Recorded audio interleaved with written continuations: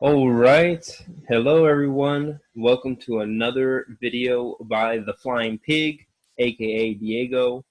And I am here to talk about the rules that I am going to use against Andrew Harding. And so there's a lot of background towards these rules that I want to talk about because this background was very influential in how I ended up choosing the rules. So with that said, let's get started. So before I even go and actually talk about the rules themselves, here they are. Here it is, 1939 game session rules with Andrew. As you can see, we're going to be playing a lot with pretty much all the rules on maximum. The goal here is to play with as many rules as possible and basically play the game to its fullest. So a lot of the default rules are going to be introduced. The optional rules, I should mention and emphasize, will be used in this game. But there's also a number of extra rules that don't exist in the rule books that we are going to use as well. And I want to talk about those very shortly. But before I actually get into that conversation, or that rant, really is what I'm doing here, but that's all right. I hope you guys enjoy the information. I want to give the context as to why I use these rules. And it has to do with one design loophole that exists in Europe Engulfed. And again, there's nothing wrong with the game, in my opinion. I just think that all models are imperfect. And at the end of the day, the players and the community got so deeply involved, so deeply committed to the game, they play the game to the fullest that they ultimately found loopholes. They ultimately hacked the game, is the way I see it. And this is pretty common if you're a gamer like myself, or I used to be much more of a gamer. You're pretty familiar with players in the community creating things like speed runs, in which they try to play a game as fast as possible, and they basically find all of the weak points in the game. It's incredible how they are able to, from a game design standpoint, find the parts of the game that developers spent years working on, and the players could simply beat it in just a matter of minutes. So that's kind of the analogy there that I'm using. If that analogy doesn't work for you, that's all right, because I'm going to talk about the loophole here nevertheless. So if you've played Europe Engulfed, you know that playing as Germany, especially if you're a novice player, can actually be somewhat difficult. I think most players, myself included, the area where we had the most difficulty occurred in the invasion of Russia. Whether we play the 1939 scenario or whether we play the 1941 scenario, I think most games are won and lost on the Eastern Front. But even in the 1939 scenario, the Allied player can build up a very powerful French defense. And I've actually had a number of games where the game ended in 1940 with a decisive Allied victory. The United States wasn't even in the war. The French and the British both were able to defeat Germany as they invaded West Germany. So that's just some context there, but there's more that I need to say when it comes to this context. In the expert playthrough, the roles seem to be reversed. Germany, once the German player knows how to use Germany properly, and once they know how to organize their forces, properly micromanage their resources, and properly transfer the units accordingly, the German player actually proves to be extremely powerful. And again, this is a bit of a World War II analysis in general, but World War II was not a static or let's say, a linear war. It was a war that was constantly peaking and shrinking at different intervals. And depending on which part of the war we're talking about, there were some parts of the war in which the East was very dormant. There were some parts of the war in which the West was very dormant. There were some parts of the war in which both were very intense. So just to give you a sense that the war was not a linear war. And in the context of Germany's strategy, you see this quite a bit. For example, 1939, we have the Molotov-Ribbentrop non-aggression agreement between Nazi Germany, the Soviet Union. So the East relatively stays dormant with respect to the two superpowers. They're not going to war with one another, but in the following year, we have a very intense battle in the West, the Battle of France. However, only a year later, we now see the roles reversed. Now the West is much more dormant because Britain has no army of the right strength to invade France or liberate France. That wouldn't occur until 1944 with Operation Overlord. But in 1941, Germany decides to go to war with the Soviet Union. So the roles are swapped. And then, of course, by the end of the war, we see that the West is attacking Germany and the East is attacking Germany as well. So intensity on both fronts. So the thing is, in Europe and Gulf, the German player can actually exploit this mechanism. They can basically, like a wrecking ball, shift their resources and their manpower from one sector to another. And given the time frame in the early stages of the war, they can do that before the Allies' strength is fully maximized. So invasion of Poland is one thing, the Battle of France is another, but a year later, Germany can throw its entire momentum against the Soviet army, and there's really nothing the Allies can do. The Soviet Union can't increase its production until war is declared, and the British Empire doesn't have enough resources of its own to put pressure on Germany directly. They can attempt strategic bombing, they can fight in North Africa, but ultimately the influence of the Western Allied offensive power doesn't manifest until the U.S. enters the war, and even then, it takes about a year for the U.S. to really gain its strength because the U.S. has to build its army from scratch.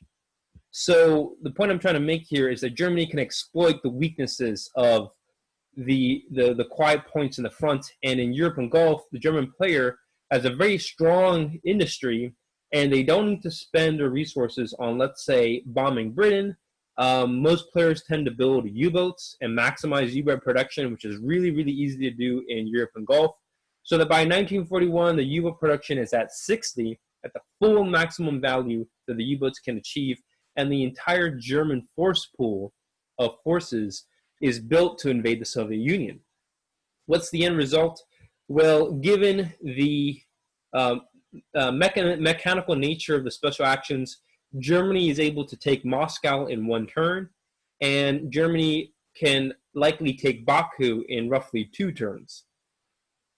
Whichever one Germany chooses, 1941, Germany can take one of the 2 major industrial areas of Russia, and in 1942, they can basically take the other. And as mentioned before, the U.S. will be in the war in 1942, but their strength won't be strong enough to actually launch a devastating invasion against Germany. So it's really not until 1943 and even 1944 that the Allied forces in the West can actually establish a true second front against Germany. And it's only then that Germany is forced to divert resources to the West and deal with the West. But until then, Germany can leave a skeleton crew of manpower in the West that has the bare minimum defense that they need to keep the Allies in the West at bay. And frankly, the most powerful weapon that Germany has is the U-boats. And so I find that the U-boat production is extremely powerful. And until the Allies are able to deal with the U-boats, it's really, really hard for them from an economic standpoint to actually wage a long-term war of attrition with Germany, especially if they're fighting Germany, which has a powerful army, stronger army than they do. So nevertheless, the amount of games that I've been able to play more recently with a decisive German victory is pretty high. And even if the German nation is not able to completely conquer the Soviet Union, let's say they take Baku, let's say they take Moscow, but they're not able to take Grozny, which not Grozny, but rather Gorky, which I can show you on the map, is actually located right here. It's the last industrial area that the German player will need to take, which is an area that I've underestimated multiple times in the past because the Soviets can actually encircle Gorky pretty well. But even if Germany is not able to actually defeat the Soviet Union, they are able to then transfer all of their manpower to the West, completely devastate the Allied armies in the West with all their elite armored units. And the Soviet Union, at this stage in the fighting, is so under strength due to its own shrinking economy that it's not really able to build up the powerful Red Army juggernaut that will be needed to actually invade Eastern Europe and eventually invade East Germany. So even if the game doesn't end in a decisive German victory, there's been a lot of games in which the game ends with a German operational victory. And so that tends to be the great kind of loop in the game. And ultimately, it kind of spoiled the strategic nature of the game because the strategy for a German victory played out the same almost every way, every time, which was Germany knocks out France, and then they turn their entire army to the east, and then they basically go for the Soviet Union. And even if they can't knock out the Soviet Union, they're going to have Fortress Europe pretty well under their control. Because they're going to have really no opposition, they're not going to have any army that can match their strength. The Red Army is going to be too under strength because they're going to be receiving constant pressure from the massive German invasion, while the armies in the West are going to struggle with their own logistics. And actually, the logistics are probably the biggest handicap for the Allies in the West because they have to move all their forces across massive bodies of water. You know, for the Allies to have a successful second front, it's more than just an army. They need a navy, they need an air force, and they need to get the U-boats out of the way. So I think I said that introductory concept. There is a great forum that posts in the community that I recommend people to check out. I'm going to have all of the forums and posts that I actually make reference to in this video in the link in the description. But definitely check these posts out to get a better understanding of what I'm talking about. They're probably the biggest posts in the community, but the one that I'm talking about right now specifically is actually, it comes from the title, Soviet Union Routed, How Do You Stop Germany? And shout out to Michael Sheeter for asking this great question back in 2008. That was 12 years ago, oh my gosh. But he asked the question and it led to a really, really fascinating discussion, which was one of how do you create expert Soviet strategy? The German expert Soviet strategy is pretty well established, but the Soviet one, I think even now, is still somewhat subjective. Another big pioneer of the German strategy, the one who I would say was the most influential person in the community to at least break down how Germany could just devastate the Soviet Union, is Brett Johnson, who is another experienced player I would love to play against. But he basically pointed out that it's actually quite easy, especially in the default game, for Germany to knock out the Soviet Union. And he was really thorough about it. So this led to a very interesting discussion, but eventually the developers, shout out to Rick Young and Jesse Evans, Rick Young eventually introduced some extra rules to the game to counter the German strength. These are the 13.5 optional rules, and I'm actually going to have those rules in this game, but definitely check out the post to actually read the rules yourself. And I believe these rules are actually in the that German post that I just mentioned, or excuse me, Europe Engulfed post that I just mentioned. So there is that. I think I've gotten it out of the way. I hope this video is not too long. But ultimately, that is the basic kind of strategic loophole in the model of Europe Engulfed, which is that Germany is a bit too powerful.